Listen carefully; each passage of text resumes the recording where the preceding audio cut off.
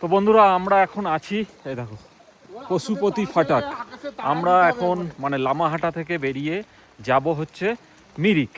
আর এখান থেকে দেখো এখনো প্রায় 13 কিলোমিটার আমাদের যেতে হবে। তো এইখানটা একটু ব্রেক নিয়ে নিলাম আর কি। আমি নেমেছিলাম গাড়ি থেকে, আর সুস্মিতা ওরা সবাই এখনো গাড়িতে বসে আছে। তা চলো এগিয়ে যাই। গাড়িটা আমাদের মনে হয় ফোন করো। ওই সামনের গাড়িতে চলো, সবাই বসে আছে,